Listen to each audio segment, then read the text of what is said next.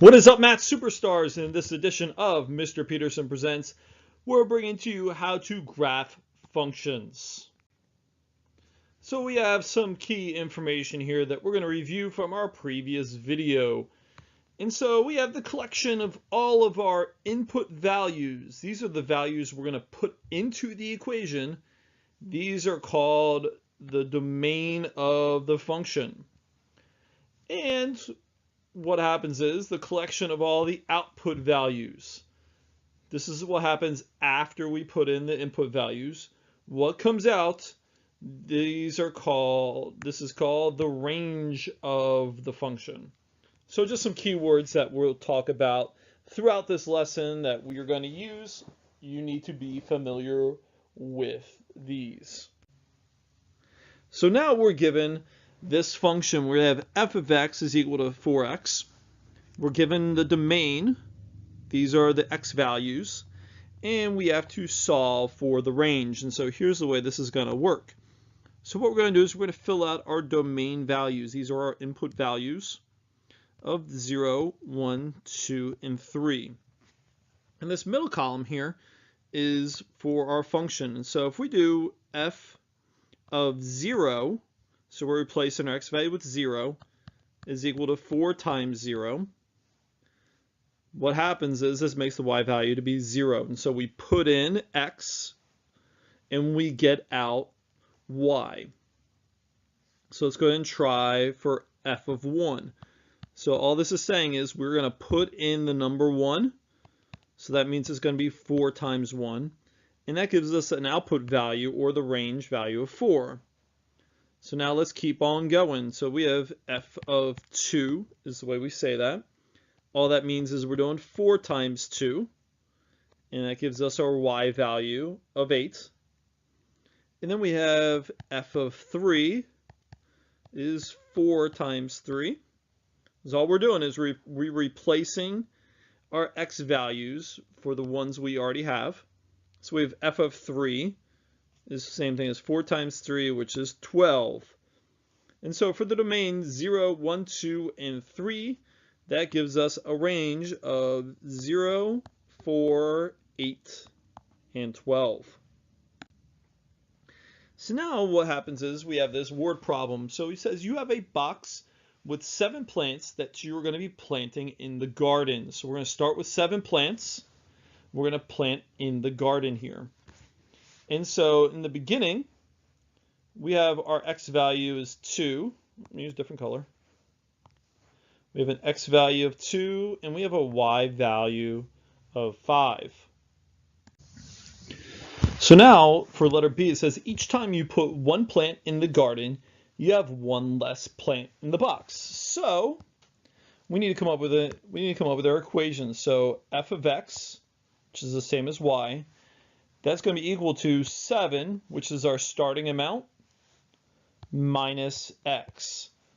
And so what's going to happen is every time we put in an x value, we're going to notice that our y value should get smaller. And so here's the way this is going to look with our table. So we need to put our table. Let's go and build it out now. And so we're going to start with x values 0, 1, 2, 3, 4, 5, 6, and 7. So those are our input values. Let's figure out what our y values, or the f of x, is going to be. So we already given the information that f of x should be 5. And so what's going to happen here is we are going to fill in this line right here. We're going to fill in our equation. So it should be f of x is equal to 7 minus x. And let's see how this function works. And so we have for our 0, so if we say we have f of 0, that should equal 7 minus 0. So that gives us an f of x number of 7. So when we graph this, we should have 0 and 7. This makes sense because for 0, we haven't planted anything yet in our garden. So we have f of x is just the number that is left in the box. So let's keep on going here. So let's go ahead and plant one. So if we plant one in the garden, we should have one less in the box. And so that gives us 6. So we're saying when we plant one, we only have 6 left in the box. And if we're going to go ahead and graph this, which is what we're going to do, we have 1, 6. So let's all keep on going. So we have f of 2 should be 7 minus 2, and that gives us 5, which is the value that we were given in the beginning. So that gives us 2, 5. And we're going to keep going and filling in our chart. So I wish I could go in fast motion, but I don't have that feature here on my tablet. So I'm going to do it as fast as I can without making any mistakes. But you can see the pattern is every time we're planting one, so we're planting the x values, the y values are what is left in the box. So we see that every time we plant one, we have one less. Our function is starting to check out nicely. So I'm going to keep on going. 7 minus 4 is 3. We have 4, 3. And then we have f of 5 is equal to 7 minus 5, which gives me 2.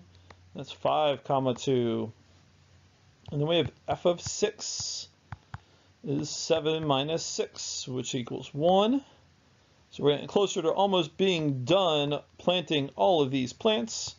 So f of 7 is equal to 7 minus 7, which we're left with nothing in the box.